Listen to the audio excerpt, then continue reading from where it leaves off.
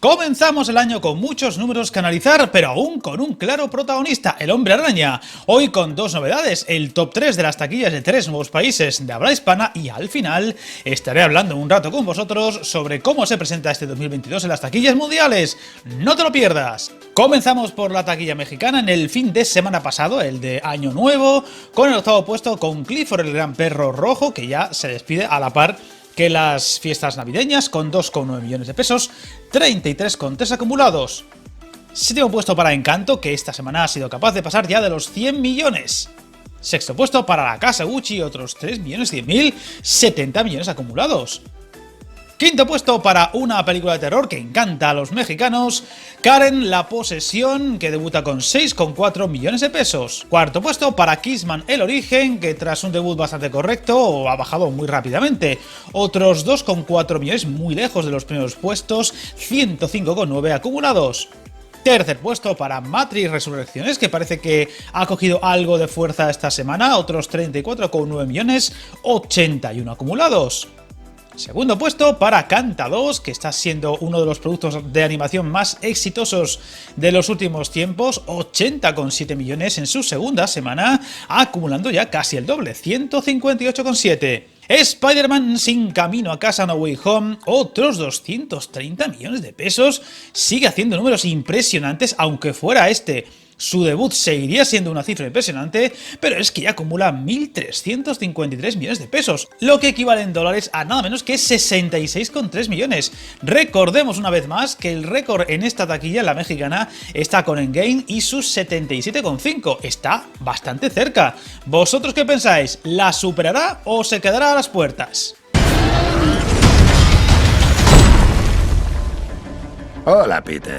La semana que viene la cartelera mexicana se renueva con bastante fuerza, por ejemplo con el film Patrio, Morir de Amor, también con el producto de comedia Silent Night y también con un biopic que llevará bastante gente a las salas, como es Spencer, el biopic de Lady Di, o por supuesto el estreno de la semana a nivel mundial, Scream. Veremos qué tal, debería ser capaz de pelear el número 1 en algunos países, aunque a mí me da que en México no va a ser capaz de desbancar a Spider-Man, lo iremos viendo. Y como os comenté al principio del vídeo, desde esta semana haremos también el top 3 de 3 países latinos importantes, como el caso de Argentina, en la taquilla del 23 al 26, por desgracia un poquito más retrasado de lo que debería ser, pero bueno, es lo que hay, con West Side Story en el tercer puesto, que ha conseguido en este fin de semana $1.700, algo más, acumulando poco más de 53.000. Segundo puesto para una película que ha liderado la taquilla argentina durante bastantes semanas, Encanto, con otros $41.000 y acumulando algo más de 2.100.000.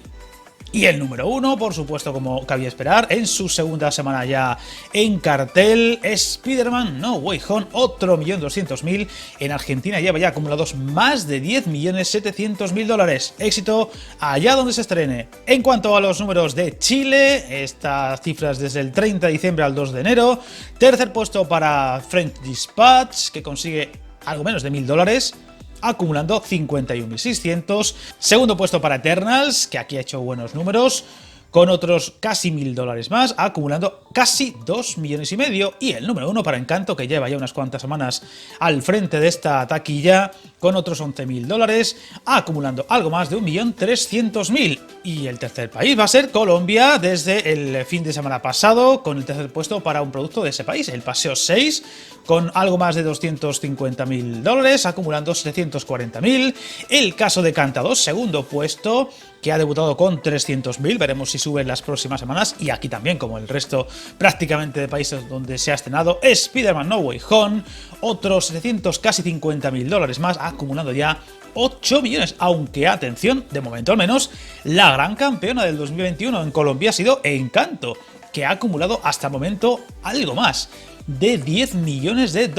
Nos metemos ahora con las cifras del otro lado del charco, de España. Octavo puesto para El Contador de Cartas, que debuta con una cifra bastante floja, octavo puesto además, con 100.000 euros. Séptimo puesto para Encanto, que a pesar de haber llegado a Disney Plus, parece que no acaba de desinflarse del todo, otros $105.000 y ya más de 6.300.000.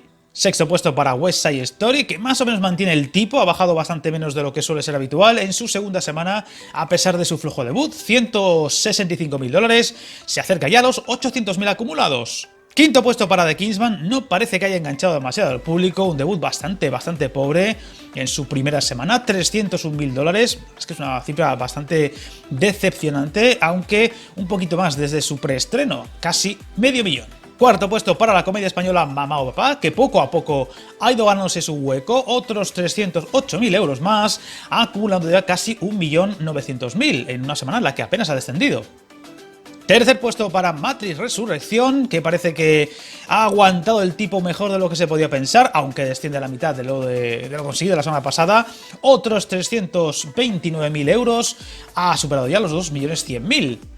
Segundo puesto para Canta 2, que en su segunda semana mantiene el tipo y consigue otros algo más de 750.000, solo descendiendo un 11%, así que ojo que esta película va a dar guerra durante bastantes semanas y ya supera los 3.100.000. Recordemos que se estrenó a la vez que Matrix Resurrection y ya le saca 1.400.000 casi.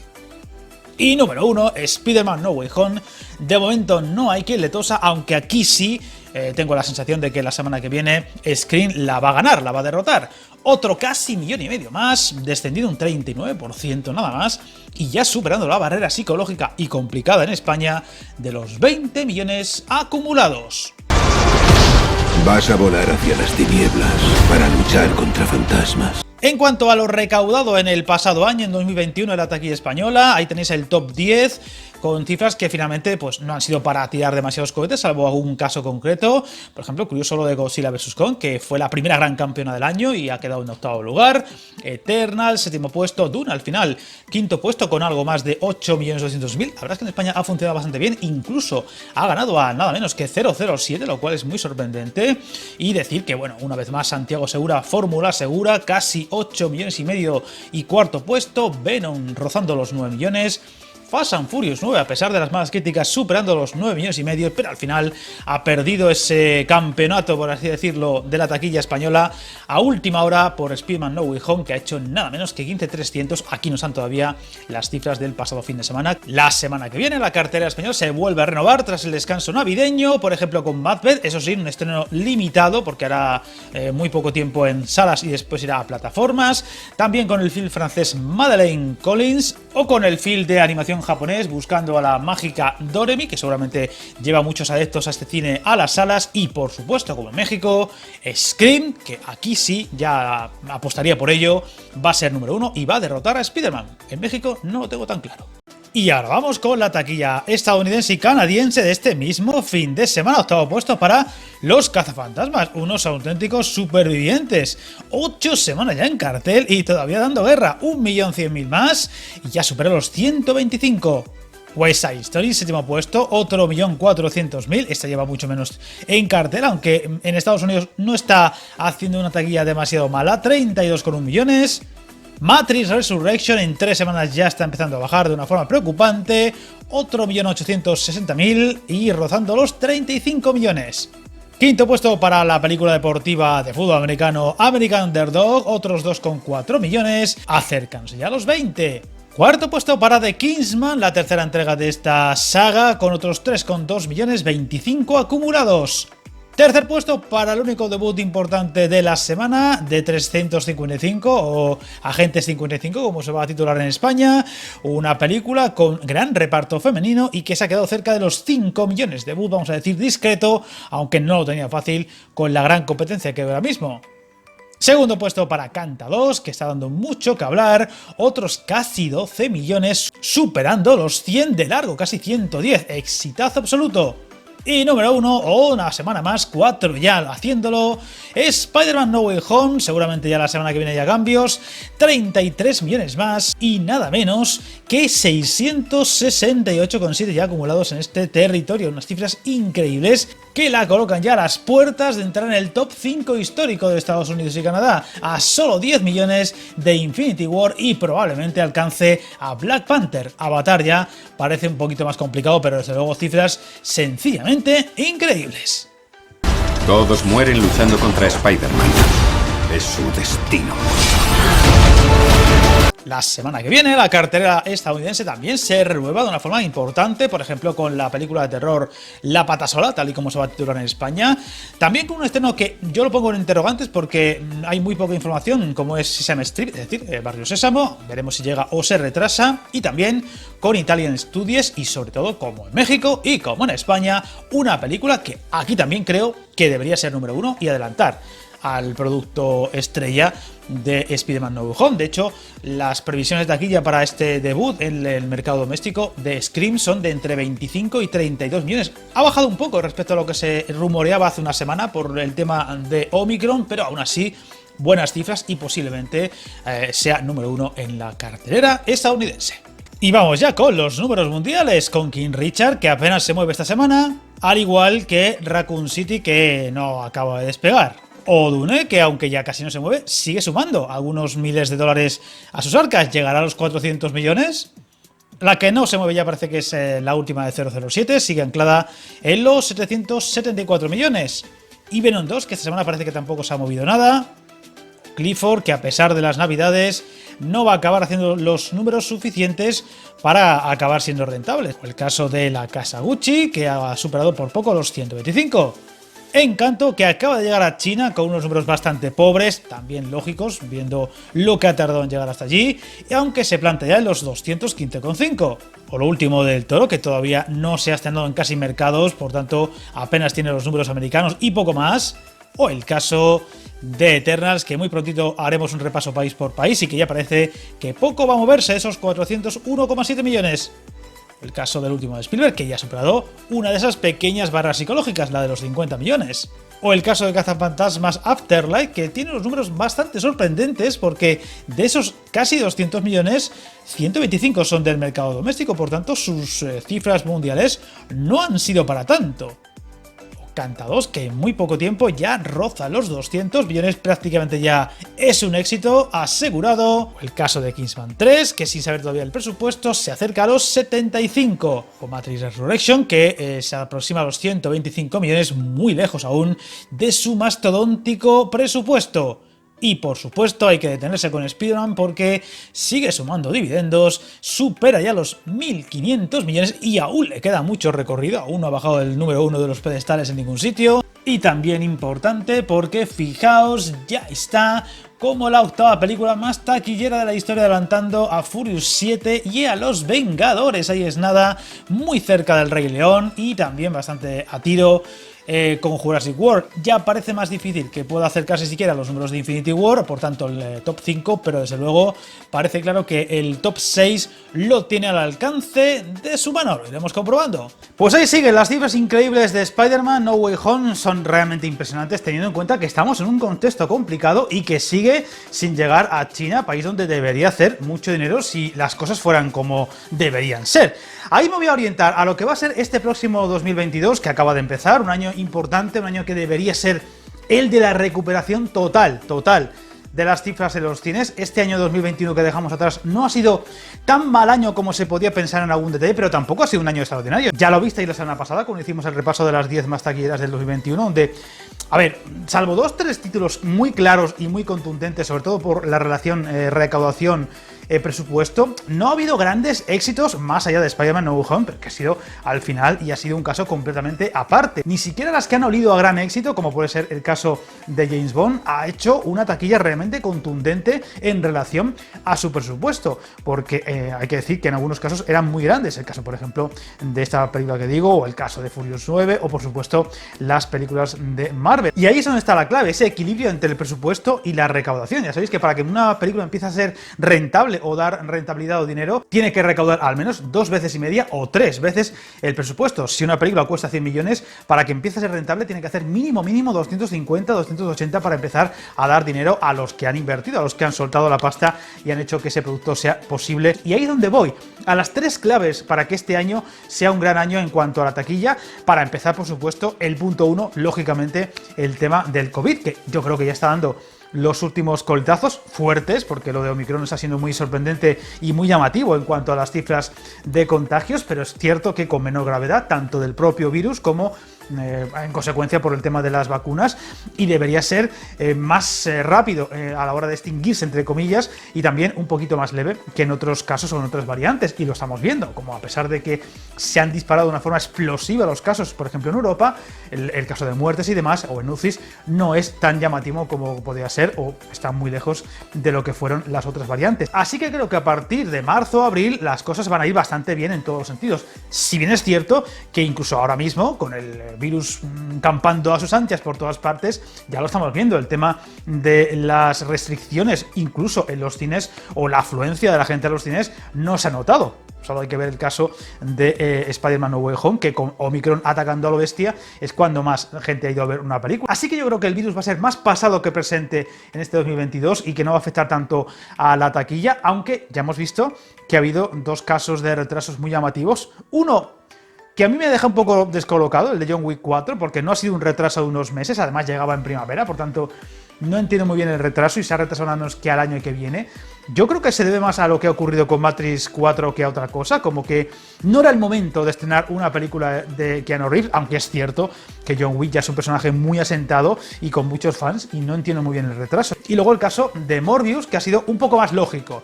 Yo creo que Morbius aspira a ser una especie de nueva franquicia a lo Venom y no han querido arriesgar más de la cuenta. Desconozco el presupuesto, la verdad, no sé si es un presupuesto muy grande, no creo que sea demasiado grande, pero evidentemente sus inversores han preferido retrasarla y tener un poquito más de calma a la hora de estrenarla, y con un panorama mucho más favorable al que tenía a lo mejor ahora en enero, que quizá era un poquito complicado por Omicron, o quizá pueda ir a peor en algún detalle, como por ejemplo en el mercado americano, por aquello de sobre todo Estados Unidos y Canadá, por aquello de la explosión de la variante y demás, que creo que va con un poquito de retraso respecto a Europa, y que seguramente en los próximos meses de un poquito más de guerra, si me permitís la expresión, en esos países. Y luego, por supuesto, está el caso de Batman, que llega a primeros de marzo, y que es la película que quizá más pinta tiene de que puede peligrar el estreno, pero creo que también está en la frontera exacta, ¿no? Si hubiera estado en febrero, creo que la habrían retrasado, y al primeros de marzo yo creo que es una fecha suficientemente, vamos a decir, garantista para que se estrene con cierta solvencia a la hora de hacer dinero,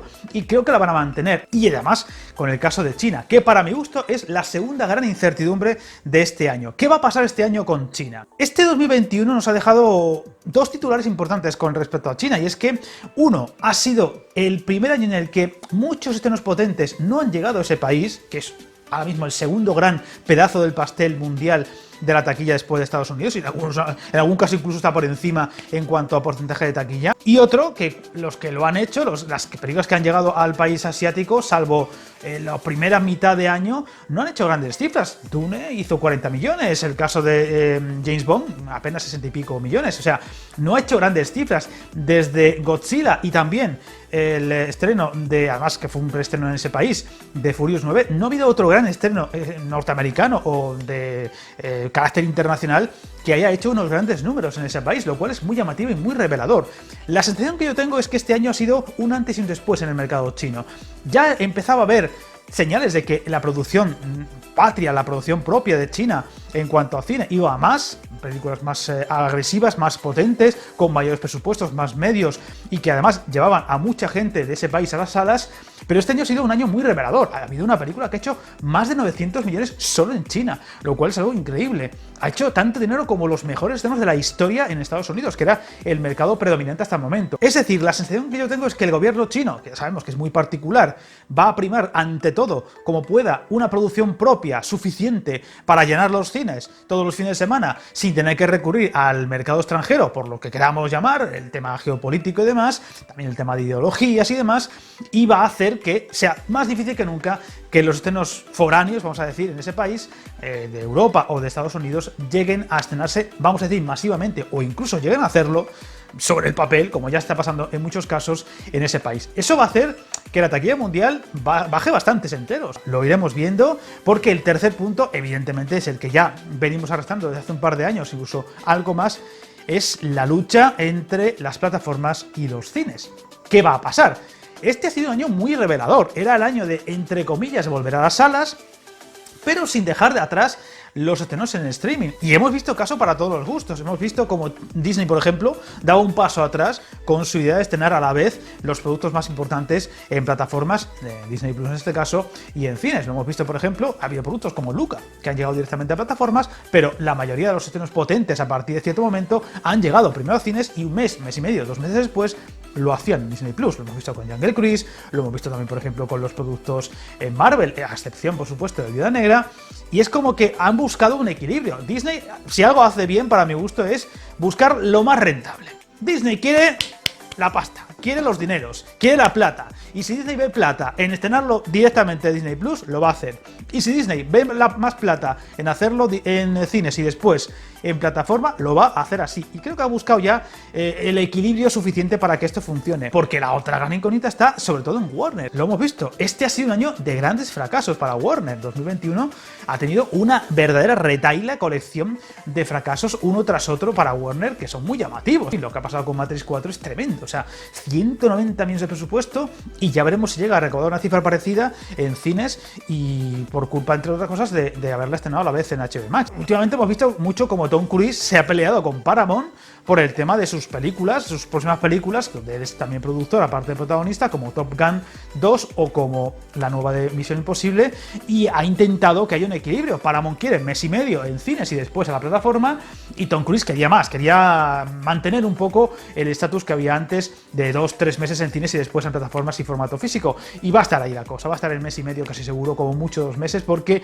al final creo que es lo más sensato, lo más factible. Que me dices, oh, hombre, este año ha ganado no sé cuántos millones de suscriptores a su plataforma. Bueno, pues mira, oye, puede estar bien, puede que haya negocio, pero ya lo veremos. Porque hay otra clave muy importante y que yo creo que Hollywood va a tener que empezar a moldarse a esta nueva situación. Entre las plataformas, las no plataformas, el tema de la competencia en Internet, el tema de que China pueda vetar a los productos estadounidenses, va a tener que amoldarse a esta nueva situación donde no va a ser tan fácil rentabilizar los presupuestos, sobre todo los grandes.